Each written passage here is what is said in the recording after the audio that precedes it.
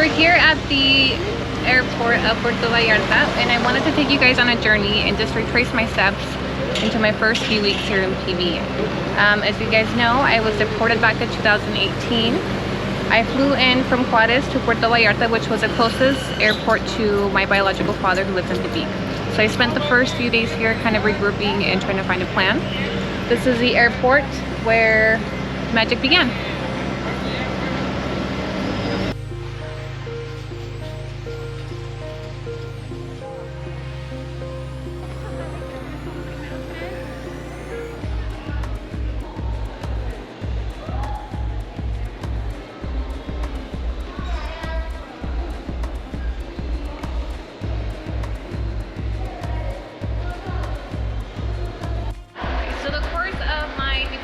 Process took about 48 hours of traveling. So from the time I was picked up by ICE to start the travel, I was put on a plane from Utah, where we hit each surrounding state and we picked up more ICE prisoners or detainees that were also in the process of being deported. From there we arrived in Arizona, and from Arizona we went to El Paso, Texas, where we were held in an immigration camp. Stay there overnight. We were driven to the border in Juarez, where we were dropped off on foot, all in a group. And from there, I called my mother, who arranged for a plane ride from Juarez to PV. So this is the airport that I landed in. I was picked up by a friend of my mom, who I didn't know who she was, but she knew who I was. So I was very tired by the time that I arrived. I mean, weary, I hadn't slept. I had been shackled for 2 days straight at that point. So once I landed here, I just kind of was able to breathe, and we begin the journey. I've been to this airport many times since my deportation. I've been here to go on really fun trips, like Colombia not too long ago. This is where I picked up my babies, my family, my friends, my boyfriend. This is also the same airport where I've had a lot of very painful goodbyes, beginning from my baby's first visit. When they first visited me after my deportation, we were granted a 3-week visit. And this was the airport where I had to come drop them off when it was time for them to go home. So I have a lot of bittersweet feelings for this airport. A lot of really painful memories going back to the day that I arrived. If you look at the airport and the people that are here, most of them are on vacation, right? So they're arriving, they're excited, they're in paradise, palm trees, warm weather. But I remember that day, all I could do was look at the ground as I tugged my little luggage. It was like a 20-pound bag. And I walked down the same sidewalk and I just looked down at the ground. It was so hard to absorb anything around me. It was so hard to see all the excitement, all the joy, all the friendliness, because inside, I was crushed, I was lost, I was broken. So today, as I was walking through the airport, although I'm so familiar with it, and I've been here so many times, and I've been able to make great memories here, aside the painful ones that I've had, it was hard to not remember those first feelings when I touched down. How tired, how weary I was. I think that's the main thing I remember, is I was just exhausted by the time I landed in PV. I had seen so many strange faces throughout my journey since ICE put me on that plane on that cold February morning. You know, I went from cold, snowy Utah in February to beautiful sunshine, palm trees, clear skies, as you see in this video. But it was a hard day. It was a sad day. One thing about PV is the views did not disappoint. It's absolutely breathtaking, especially when you're here for the first time. From the color of the water, to the palm trees, the weather, the music, the vibes. This place is beautiful. I definitely did not soak in any of that on my way to my hotel once I was picked up. Right now we're on our way to the hotel where I stayed at the first night where I arrived in PV. I haven't been back to this hotel since. I drive by it often. I think about it every time I drive by it, but I've never actually been back and inside. So this was the drive there. We are actually headed towards downtown Puerto Vallarta. This is where, it's the heart of the city. It's where a lot of the hotels are. You'll see there's a lot of people walking everywhere. It's very, very busy. Very beautiful. It's walking distance to the beach, restaurants, hotels, churches. It's all very close-knit here. Una preguntita. Hace 3 años llegué deportada y me hospedé aquí. Me tomando un video para mi canal de YouTube y quería pedirles permiso para filmar adentro. De casualidad, ustedes tienen la misma habitación disponible, es la que está aquí con el balcón. ¿Es para 2 personas? Para 2 personas. Creo que sí, es la que tiene un balcón aquí y que me ha visto la iglesia. Pero no más unos 10, 15 minutos. ¿Te gusta? Sí, te seguimos. Gracias. Adelante. Gracias.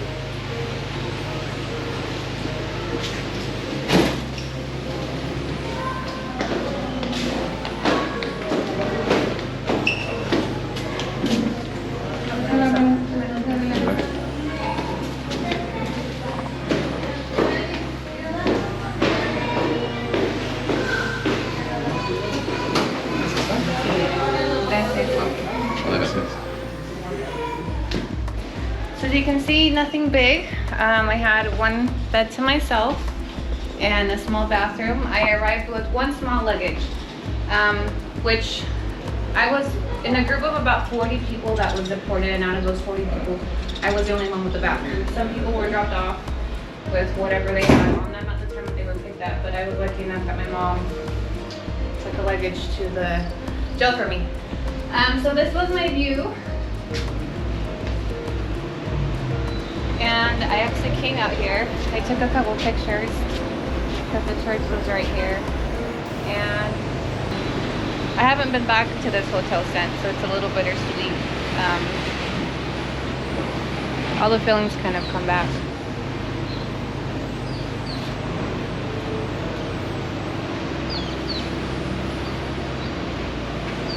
It's a little triggering being here. But this is it. The rate for this room was about, I believe, between $40 to $50 a night. And the first night, I believe, I was able to pay for it. And from there, I had my sister who was calling in and making payments for me over the phone with her credit card. Because I was still trying to figure out monetarily how to get by. So this was the very first place I had some privacy, or I was able to cry and just feel everything that had happened. From the time that I was picked up by ICE, I didn't cry the whole time I was in jail. I didn't really feel like I was in survival mode. And so I didn't feel anything until I got to this room, and I cried my eyes out. I just remember thinking, like, what the fuck am I gonna do? I called my kids, I called my mom, and it was just a night that it really hit me, and I thought, you know, I'm homeless, I'm broke, I have no family here, I'm completely alone. So this room really resonates some of those feelings, and it takes me back there.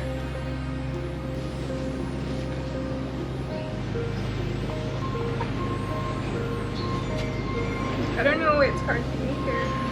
Yeah. You haven't been there?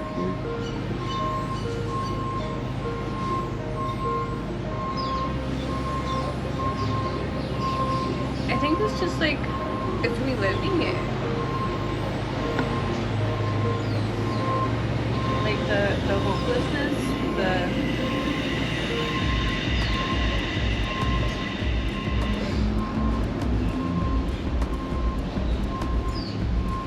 it happened so quick that I don't think I absorbed a lot of it. You know, like you go into survival mode and you shut off so that you don't feel it. But this was like where I felt everything.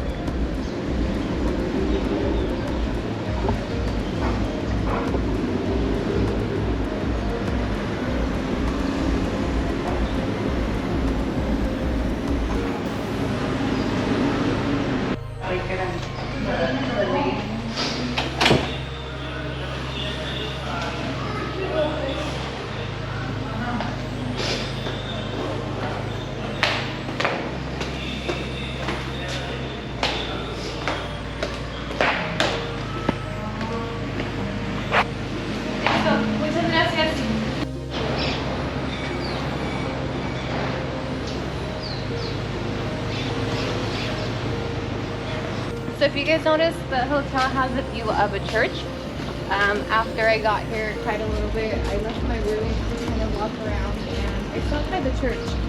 At the time I thought, you know, it must be a sign that I'm next to a church. So I went in there, I cried some more, I prayed a little bit, and I went there a few times during my stay at this hotel.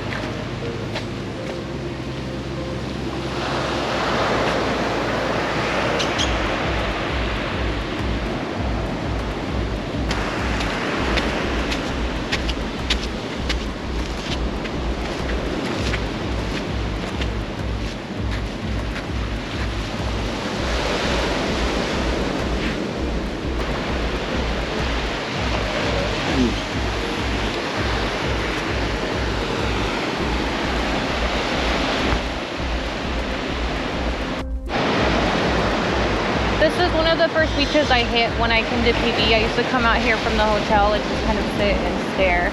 I called the kids from here, my mom, we FaceTimed. I remember one of the things that really stuck in my mind, one of my memories, is all the people that were around me. Most of them looked like they were on vacation.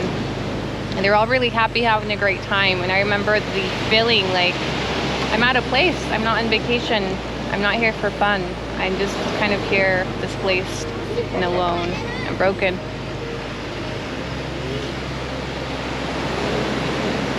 If I could explain what it feels like to be deported, it's a really silly analogy, but I always tell people it's like when you pluck a flower with all its roots and you just throw it away.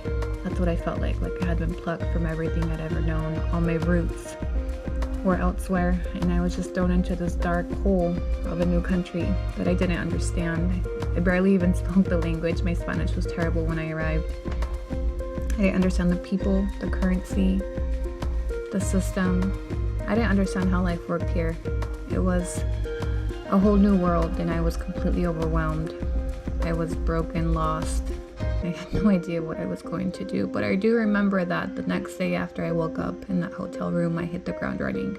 I started exploring, meeting people, asking around, feeling my surroundings, really. I think the second morning I was here, I came for breakfast to one of those restaurants, and this is where I made my first friend.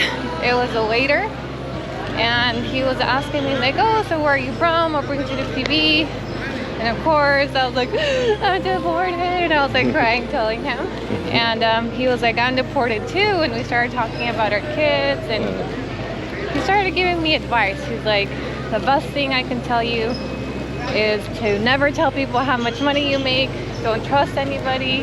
Like all these little like lifer tips from, you know, a deported person. But every time I walk by the restaurant, I think about him because he was like my first, I don't know, connection here. Like, he showed me empathy. He showed me like, he was working and he sat down and talked with me at my breakfast table about everything that I had just been through. So I always think about him when I walk down this strip.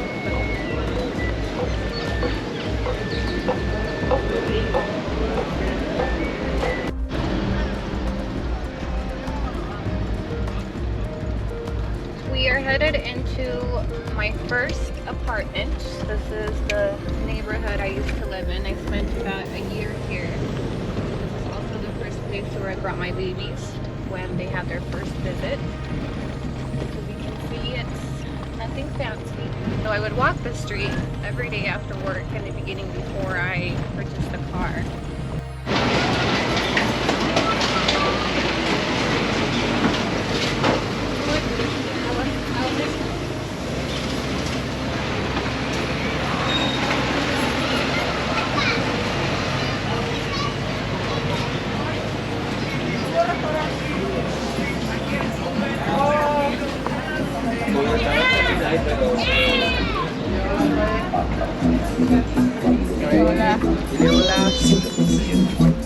Siempre al lado de la ley.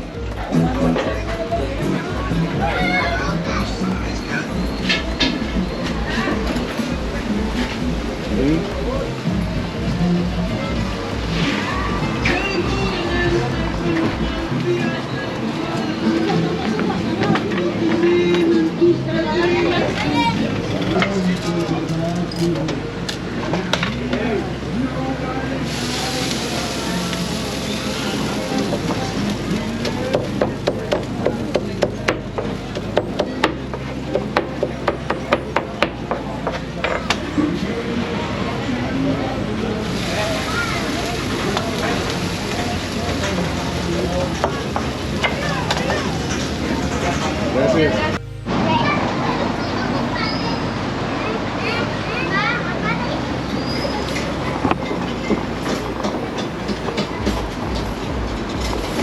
And I'm going to show you what the first apartment looked like. This little laundromat right there is where I used to keep my laundry. I didn't have a washer and dryer.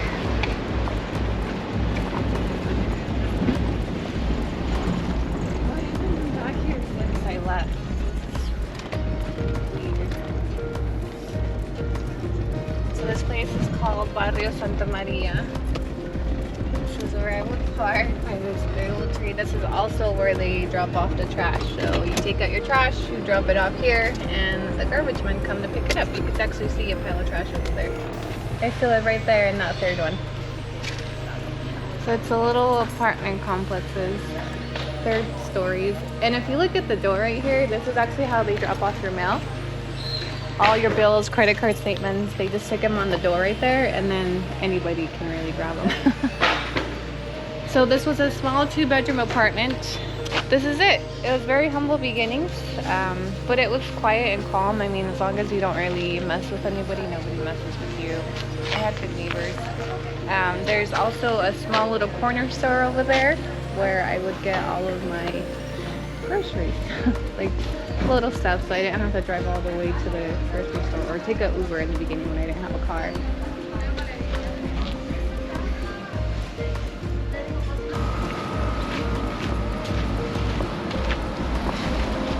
So my apartment at the time didn't have a washer and dryer, so every week I would put all my clothes in a bag and I would bring them to this small laundromat over here where they wash them, dry them, and they fold them, and you come and pick them up in a day or so.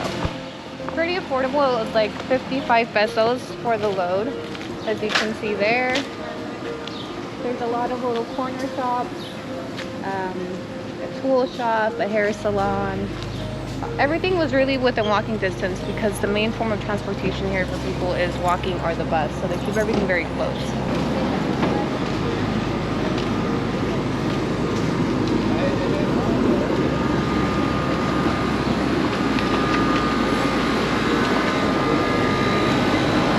So this is a little corner store. They're actually very common. They're on every corner. You can come here for all your basics, eggs, milk, fruit, within walking distance of everything really.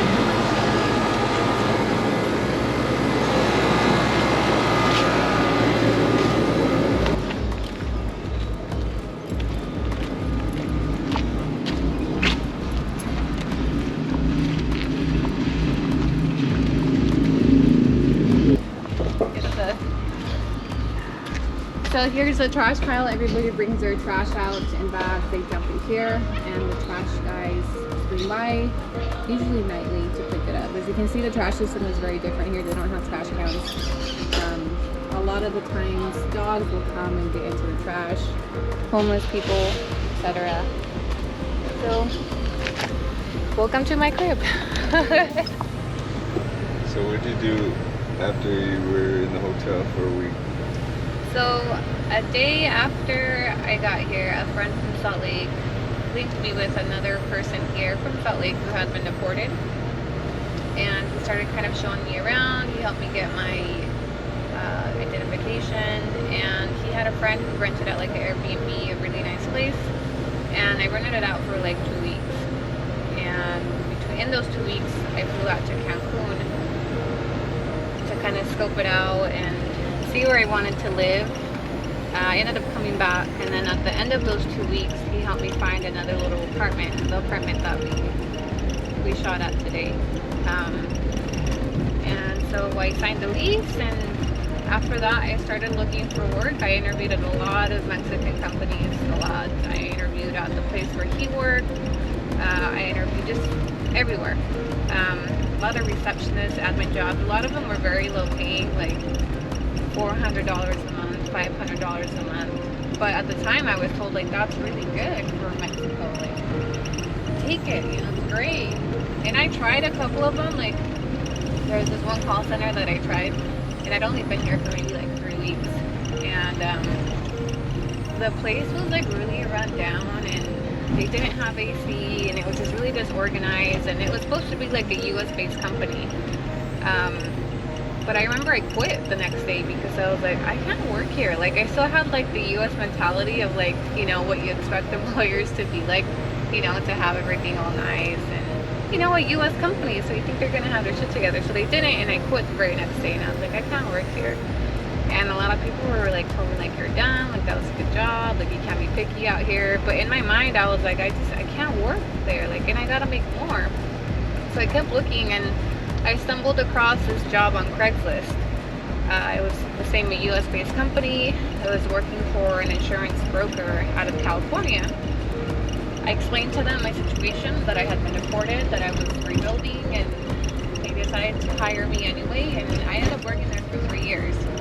And that job allowed me to kind of build my foundation, you know, be able to pay my lawyers up in the States, and also be able to keep myself afloat out here. And I was really broke in the beginning. I remember there was times where I had like 100 pesos between paydays, which is like $5.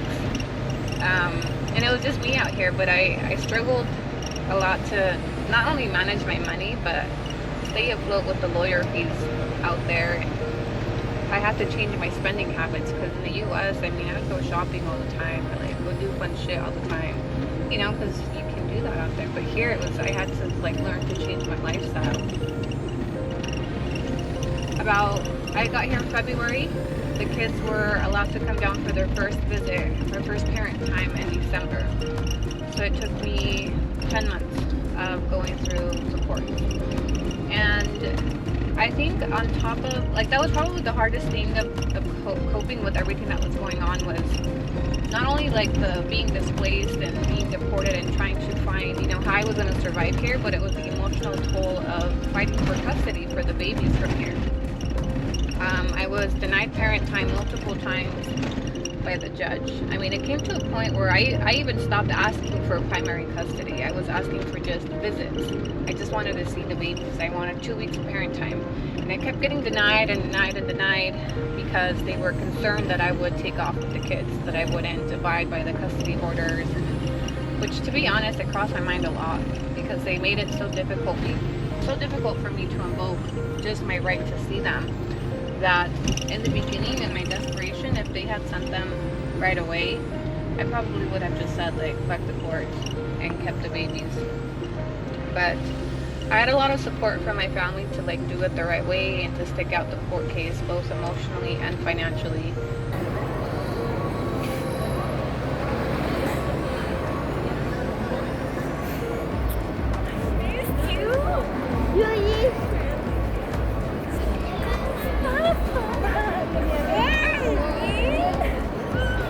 Told you I'd have a surprise for you.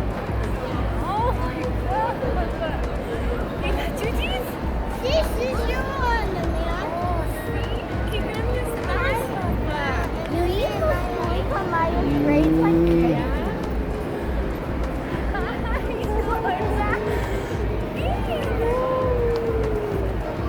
gonna grab your hair.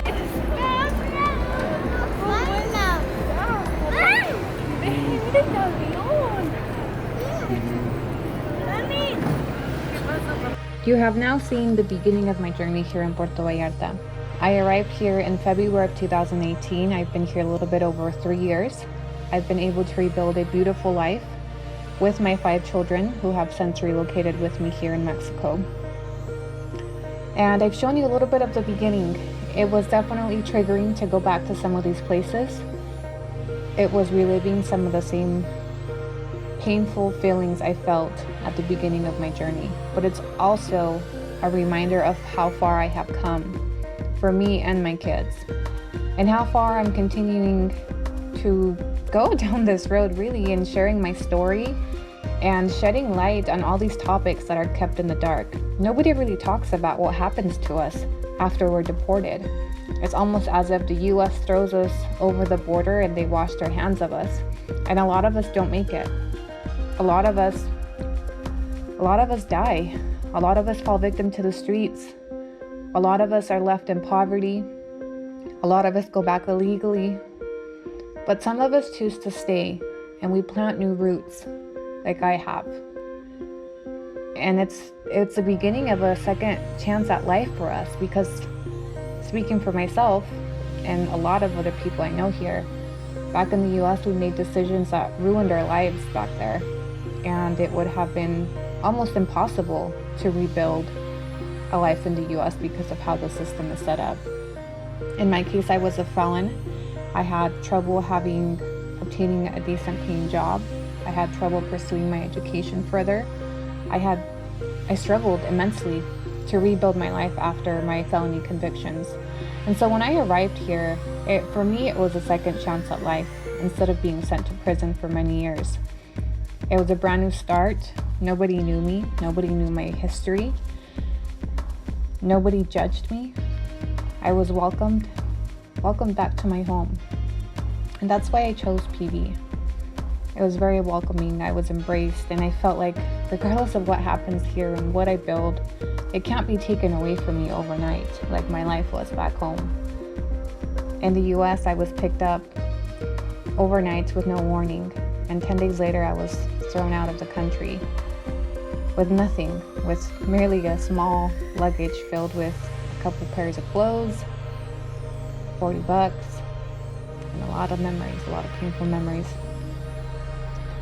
So here's the beginning of our journey on YouTube. I am excited to continue to show you guys where we are now and shed light on a lot of these topics that are kept in the dark, from processes by ICE, the system, family separation, I mean everything. If you have followed me on TikTok, if you're here from TikTok, which the majority of you are, you know where we're headed with this. So stick around. Thank you for watching.